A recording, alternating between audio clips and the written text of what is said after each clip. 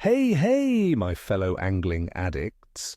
Your old friend is back, and today we are diving deep into what promises to be a truly fascinating day on the water, the 15th of November, 2025.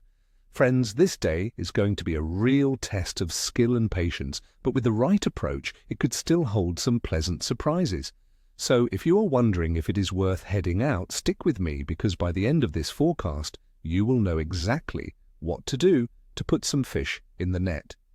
This Friday brings a truly crisp, late fall feel across much of our incredible United States, which means fish are in a transitional mood, making it a unique and challenging, yet potentially rewarding day for us anglers. First up, let us talk about a few of our favorite targets. For our freshwater buddies, the largemouth bass will still be on the hunt. In my experience, as the water cools, these guys are bulking up for winter, but their metabolism is slowing down. You will want to focus on shallow cover that still gets some sunlight early in the day, like fallen timber, brush piles, and the edges of receding weed lines. As the sun climbs, they might move to the edges of deeper drop-offs. For tactics, a Texas-rigged jig in green pumpkin or black and blue, or a shallow diving crankbait mimicking crawfish can be deadly. The key here, my friends, is a slow retrieve. Remember, they are not going to chase anything fast in this chill. Next, for our cold water warriors, the trout enthusiasts, November 15th looks like a day for finesse. These beautiful fish will still be actively feeding in many rivers and streams across the country, especially in tailwater fisheries or spring-fed streams where temperatures are more stable. Look for them in current seams behind larger rocks or in deeper pools where they can conserve energy and ambush food. If you are a fly angler, nymphs like a San Juan worm, pheasant tail, or stonefly patterns can be incredibly effective. For spin fishing, small inline spinners in gold or silver, or even tiny spoons, can entice a bite. A subtle presentation and a slow drift are usually more productive, as their metabolism is slower in cooler water. Keep an eye out for brown trout spawning. Rainbows will be right there looking for those eggs. Now, for those of you chasing the mighty walleyes in the Midwest and northern states, this time of year can be prime for bigger fish. They are still actively packing on the feedback for winter. Focus on deeper humps, rocky points, and breaks where they can ambush baitfish. Jigging with live minnows is a classic and highly effective technique. You can also try slow trolling crankbaits that mimic baitfish along drop-offs. Do not overlook a midday feeding window if the conditions are stable. Finally, for our coastal and brackish water friends, the striped bass tool bite, while potentially finicky, is still strong in many regions as they continue their fall migrations. These migratory giants will be actively chasing baitfish in larger bays, estuaries, and nearshore waters. Keep an eye out for diving birds, as they often indicate bait balls pushed to the surface by stripers. Structure like bridge pilings, jetties, and artificial reefs are also excellent ambush points. For lures, throw large topwater plugs in the early morning or late afternoon if you see them breaking the surface. Otherwise, soft plastics like paddle tail swim baits on jig heads, bucktails, or metal spoons will get the job done. Let us break down the why behind this forecast, my friends. First, the weather. On this 15th of November 2025, across much of the United States, we are looking at a distinctly cool day.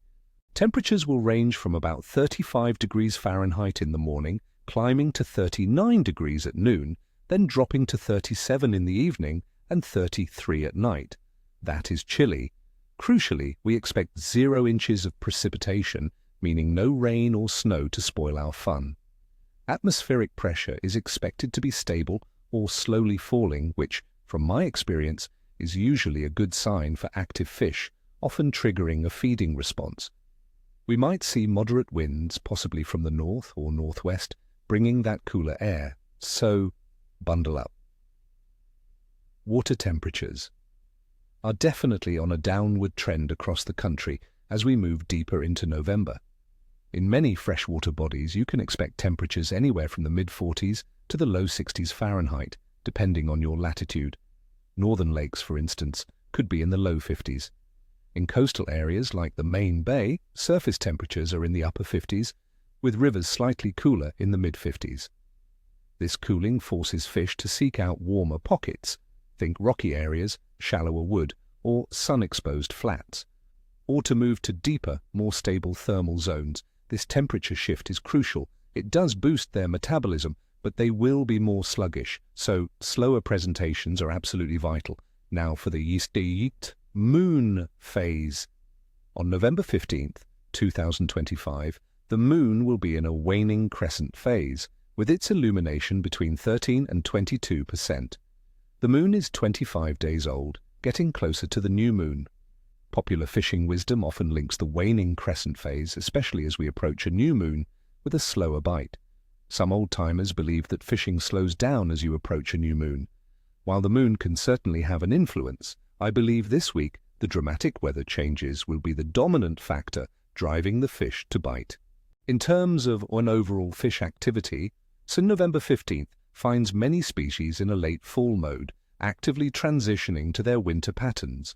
Many fish are packing on the pounds, leading to excellent feeding windows. Bass, crappie, walleye, and many coastal species like striped bass and redfish will be active. However, as the weather is prone to sudden changes in November, some fish might be a bit more finicky, moving frequently. Expect both aggressive feeding and periods of caution requiring you to adapt your presentation. So, what is my clear assessment for November 15th, 2025? Considering the cool temperatures, the waning crescent moon, but also the stable to slowly falling barometer and fish still needing to feed aggressively for winter, I am giving the overall fishing assessment for this day a challenging, but with potential for a fair bite. The Farmer's Almanac even rates this as a poor morning for fishing, which tells you we need to be smart. The key, my friends, is to remember that fish are bulking up, but their metabolism is slowing, so patience and precision with slower presentations are absolutely paramount. This is a day where the skilled angler who adapts will find success. Do not give up easily, experiment with depths and retrieve speeds, and you might just land that trophy you have been dreaming of. Well, that is it for today, folks. I wish you all nothing but tight lines and screaming reels. May your baits be irresistible and your knots hold strong. Good luck out there, and remember, fish responsibly and respect our waters. If you found this forecast helpful, please hit that like button, subscribe to the channel, and ring that notification bell so you never miss another forecast.